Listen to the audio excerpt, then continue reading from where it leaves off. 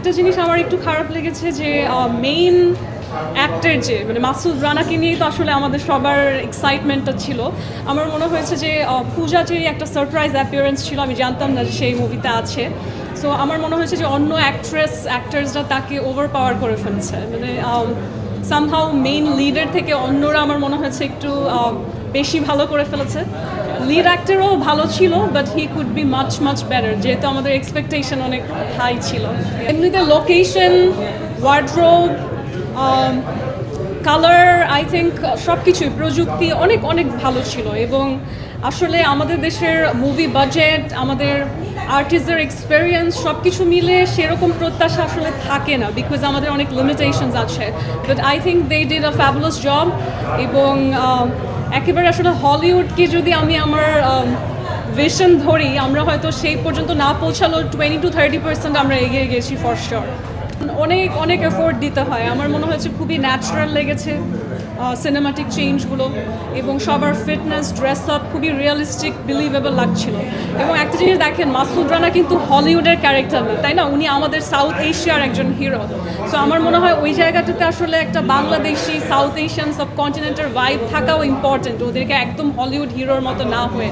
So আমার মনে হয় অনেকটাই রিয়েলিস্টিক অ্যান্ড বিলিভেবল হয়েছে। তবে আসলে আরও অনেক প্রযুক্তিগত উন্নয়ন হলে it could be much much better, but ওরা যে এফোর্টটা দিয়েছে দ্যাটস ট্রেমেন্ডাস এবং আসলেই প্রেইজ ওয়ার্থি।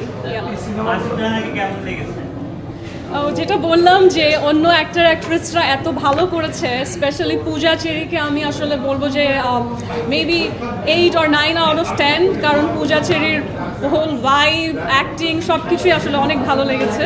আমার মনে হচ্ছে যে অ্যাক্টরকে ওভারশ্যাডো করে ফেলেছে আর কি। মনে হচ্ছিল যে মাসুদ রানা মেল ক্যারেক্টারের বদলে মোর ফিমেল সেন্ট্রিক লেগেছে দেখতে। মানে গল্পের মাসুদ রানা আসলে যেভাবে গল্পে প্রেজেন্ট করা হয়েছে, এই মাসুদ রানাকে নিজেকে ওইভাবে ফুটিয়ে তুলতে পেরেছে কিনা? আসলে গল্পের সাথে তুলনা করার আমার মনে হয় প্রয়োজন নেই, কারণ এটা তো আসলে একটা মুভি। আমার মনে হয় যে পৃথিবীর যত বই থেকেই আসলে একটা মুভি রেন্ডিশন হয়েছে, আমরা আসলে যত বই থেকে মুভি রেন্ডিশন আজ পর্যন্ত দেখেছি, শুধুমাত্র মাসুদ রানা না, মানে whether it's Harry Potter, game of Thrones, whatever it is, সব জায়গাতে আসলে মুভিটা একটু ডিফারেন্টই হয়। It can never be similar.